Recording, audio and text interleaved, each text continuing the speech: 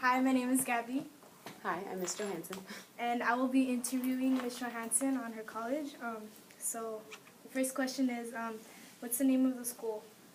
I went to Pitzer College, which is one of the Claremont colleges in Claremont, California. Nice. Why did you choose that school? I chose it because I first visited when I was a senior in high school, and I really fell in love with the campus. It was really beautiful, and I liked the fact that it was a consortium, and so although I was a student in one school, I could take classes at any of the 5 Claremont colleges. So that was the main thing. What did you study, or what did you want to study? I went in knowing that I wanted to study psychology, so I majored in psychology, and then while I was there, I took a Chicano studies class, and I really liked it, so I also majored in Chicano studies. And by my junior year, I started taking sociology classes, so I minored in sociology too. What was the end goal for your major, or what career were you studying for? I also knew I wanted to get into teaching, and so I didn't want to get my bachelor's in education because I knew I'd have to get my master's in teaching credential. So I came in knowing that I wanted to work in education, and specifically within special ed. How did you pay for your college? I was lucky enough to get financial aid, actually. I went in, I didn't get a full ride all 4 years. I got a full ride for the first 2 years.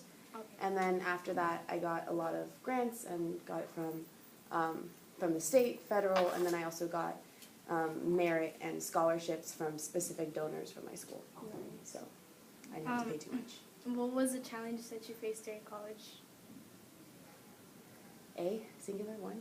Or I think I had a really hard time balancing life because I lived in the dorms, but my college was only like 40 minutes away from my family, and so it was hard for me to balance like still being involved with my family and having those responsibilities and still having to go home on the weekends and having to work and then still keeping up with like my classes and then my social life in college. So I think being close to home was both a good thing because I was able to stay close to my family, but also something that was a challenge that a lot of my peers didn't necessarily have to think about. How did you register for your classes? The way that my school worked is so there's 4 years, freshmen, sophomores, juniors, seniors, and we have to, as freshmen were the last people to register and seniors were the first people to register. Oh, okay. And so every year I got better classes because I would be before like these other hundreds of people. But in general, every semester before I registered for classes, I would meet with my advisor, and we would talk through what classes were appropriate, which classes were the requirements for my majors, and I tried to pick classes that worked with my work schedule so that I can still work, because I worked a lot in college, and still keep up with my classes. Yeah. How did you get your books? My first year, I used some of my scholarship money to buy them, and then I realized that I didn't have to buy my books because the library had the system called Link Plus, I think, and you're able to just go online and request a book, and you can borrow it for a semester. And so I ended up either renting or borrowing a lot of the books, so it kind of ended up being a lot cheaper than if I had gone in and paid like $100 for these huge textbooks. Any advice for high school students? High school students going into college? I think students need to have a sense of direction when you go in. I've seen a lot of people, a lot of my friends and family who go to college because they think that it's just the next step and what they have to do, but they have no idea what they want to study. And so what ends up happening is they're taking all of these random classes, and they're like, oh, this sounds interesting, this sounds interesting, but none of them are really putting them on a path to graduate. And so although like maybe like the first semester or two of like your freshman year of college, like you can explore a lot of different areas, but by your sophomore year, like you need to really buckle down and dedicate yourself to a certain track, because if you don't focus on one area, then you're going to be on like a 5, 6, 7 year track to graduate. And people want to, like, you want to get out of college as soon as possible. You don't want to stay there for 7 years. So Okay. Well, what did your typical day look like? Like, what was your schedule and everything? It was different every year, but in general, when I was in college, I worked for an organization called Jumpstart, and I worked at a preschool. Mm-hmm. And so in the mornings, I taught preschool for South morning, and then I took classes. Like my earliest classes were really not until like 1 p.m. Although I was up very early, I didn't go to class early. And then I'd have class from like 1 until maybe like 9 at night, but I had breaks in between, so I would have enough time to like take a nap in my dorm room. I'd have enough time to eat dinner with my friends and then go to class. So typically I would work in the mornings and have class during the day, night. And I had, for most of my college career, I had at least one day where I didn't have work or school, and that was when I would like try to just get all of like my homework done, and try to like get myself ready for the week. Or I would just hang out with my friends and have fun, depending on how much work I had. How do professors teach differently in college than in high school? Ooh, it's so different. In college, you are on your own. There are definitely support networks, and there's people you can reach out to, but the professors, like, if you fall behind, if you aren't doing what you're supposed to, they're not going to baby you. They're not going to call you or email you and say, like, hey, you're missing this, when are you turning it in? So in terms of, like, the workload, like, you need to motivate yourself. You're not going to have someone, like, here in high school, we're constantly, like, babying kids, like, oh, like, okay, you need more time, like, okay, we'll give that to you, we'll give extensions. In college, like, if you don't turn it in by the deadline, you get a 0. And there are very few teachers who were flexible with that. Obviously, the teachers that I liked were the ones who gave me extensions. But in terms of teaching style as well, a lot of classes, some classes depending on the major, but in psychology classes, they were more lecture, where the teacher was there, they were talking, you're taking notes, you're asking questions, but it's more like teachers or students are here, teachers at the front of the room. In my Chicano studies classes, they were more community-oriented and discussion-based.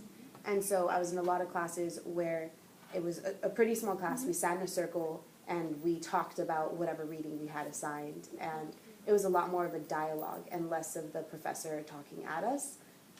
And those were the classes that suited me more, because that's the way that I learn. I don't learn well from lecturing. So I benefit from that, but in general, college classes are a lot more lectures than they are discussions. So what motivated you to like pursue the college degree?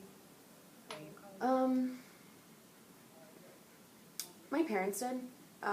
My siblings, like I come from a family, not very many of my cousins go to college. A lot of my cousins who have gone to like community colleges or like vocational programs and like those kinds of tracks where like they're getting ready for a career, and not very many of us have gone into higher education. So my oldest sister obviously went to college before me, and so she kind of pushed me to like go to a 4-year right away and pushed me to go to graduate school right away.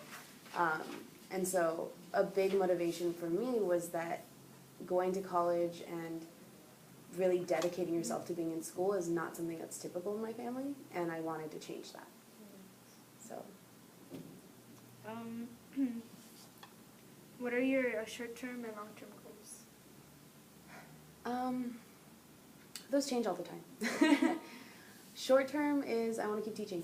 I want to get better at being a resource teacher, being able to connect my students with the services that they need, and obviously my resource position is very different from the rest of your classroom teachers.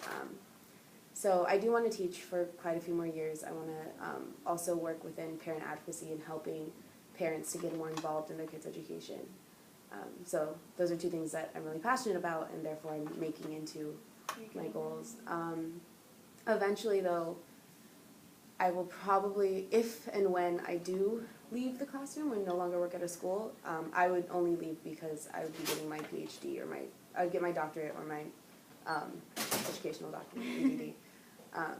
So even if I do end up leaving schools, it'll be For a good cause. if I would stay within education, I would just be getting my PhD in it. That's good. But that's in quite a few years. I'm not ready for that yet. Can you explain like what it's like to live in a dorm? It's fun. It's a lot of fun. For me, so in my house, like growing up, I never had my own room.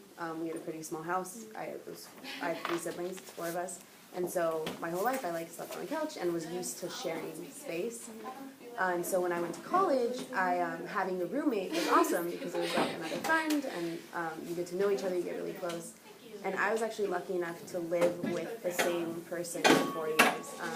My freshman year roommate became my best friend. She's still my best friend today.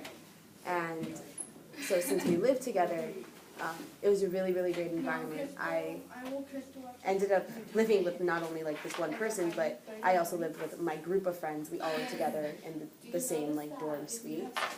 And it was really, really great because one, you get like the social part of it, and of course, like there's college dorm parties, and like that's typical, and just a whole bunch of like 18, 19, 20-year-olds living in the same dorm. Like obviously it's gonna be fun, but what's really also cool is that because we were all students and we all were very dedicated to school, we also pushed each other to do work. So I would always do work, like we would have study parties and like my friends come over and we're all doing our homework and we're all like hanging out, but we still like we're still full-time students, and so we were living in a dorm allowed me to like have the social interactions with my friend, but also like stay on top of each other academically.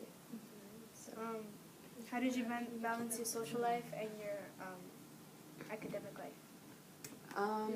I did it pretty well, actually.